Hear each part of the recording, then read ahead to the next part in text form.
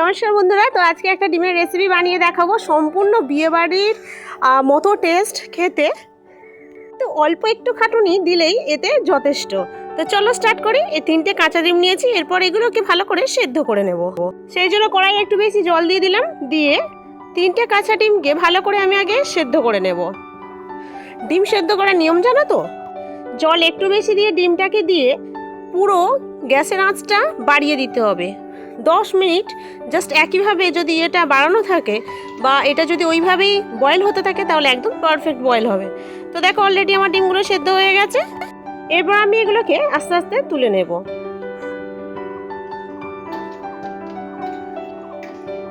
তো ডিমের অনেক ধরনের রেসিপি তোমরা বাড়িতে বানিয়ে খেয়েছো।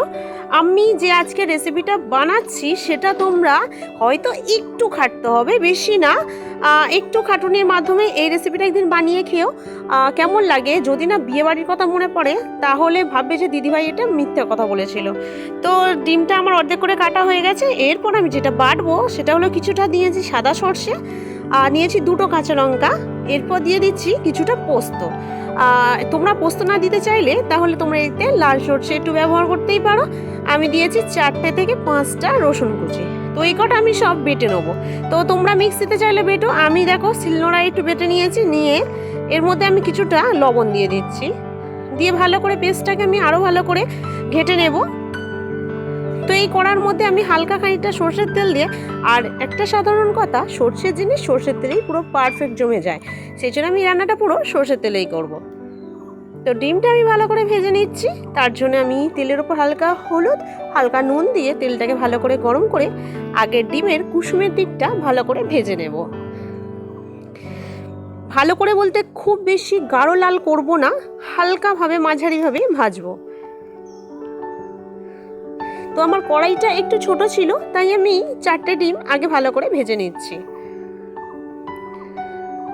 এটা যেদিন আমি বাড়িতে বানিয়েছিলাম আমার বাড়ির লোকেরা অসাধারণ খেতে বলেছিল একদম বিয়েবাড়ির নতুন স্টাইলের, দারুণ দারুণ টেস্টি হয়েছিল। তোমরা প্লিজ একবার বানিয়ে খেও, তারপরে কমেন্ট বক্সে আমাকে জানাবে কেমন হয়েছিল। তোমরা চাইলে আরও ডিমেরও করতে পারো। তো ডিমগুলো দেখো আমার এইভাবে ভাজা হয়ে গেছে মাঝারিভাবে। এরপর আমি আস্তে আস্তে এগুলোকে তুলে নেব।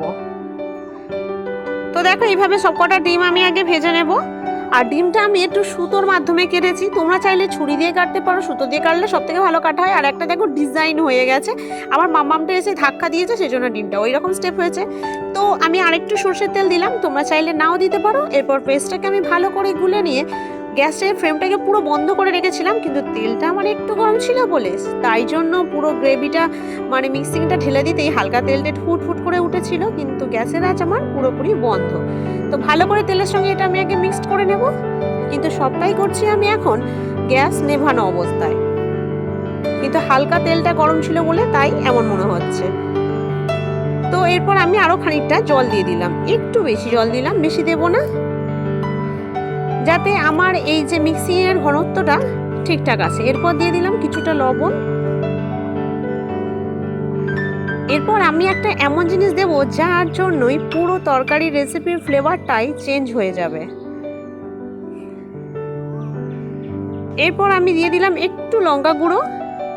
তোমরা যদি লঙ্কা গুঁড়ো না দিতে চাও তাহলে যে 2টো কাঁচা লঙ্কা বেটেছিলাম ওর সঙ্গে আরও 2টো বেটে দিতে পারো। এরপর আমি কিছুটা টক দই ফেটিয়ে নিচ্ছি। একদম সরাসরি টক দই দিয়ে দিলে হবে না, এইভাবে বাটিতে কিছুটা ফেটিয়ে নিয়ে তারপরে দিতে হবে।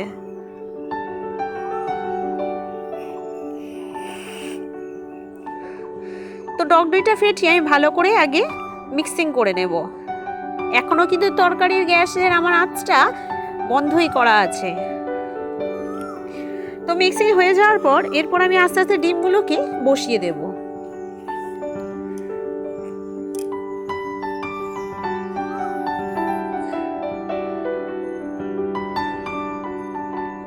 তো এইভাবে বসিয়ে দিলাম। এরপর আমি গ্যাসের ফ্লেমটাকে অন করব। তো দেখো গ্যাসের ফ্লেমটাকে আমি অন করে দিয়েছি। এরপর আমি দিয়ে দেব কিছুটা লবণ, দিয়ে দেব সুন্দর করে কয়েকটা কাঁচা লঙ্কা, কিন্তু কাঁচা লঙ্কাগুলো আমার চেরা নয়, না হলে আবার অত্যাধিক ঝাল হয়ে যাবে। তো তরকারিটা আমি একদম মিডিয়াম আঁচে 10 মিনিট ফুটিয়ে নেব। 10 মিনিট পর ফিরে এসে দেখো আরও কিছুটা এখন ঝোল রয়ে গেছে। এই গ্রেভিটাকেও হালকা করে আগে শুকনো করে নেব, তারপরে এটাকে নামাবো।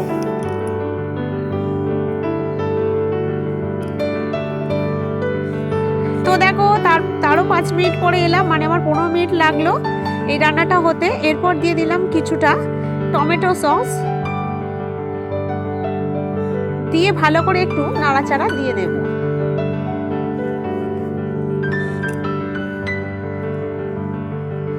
তোমরা চাইলে এটা অপশনাল নাও দিতে পারো, আমার একটু ভালো লাগে এইসব ফ্লেভার, তাই আমি একটু দিয়ে দিলাম।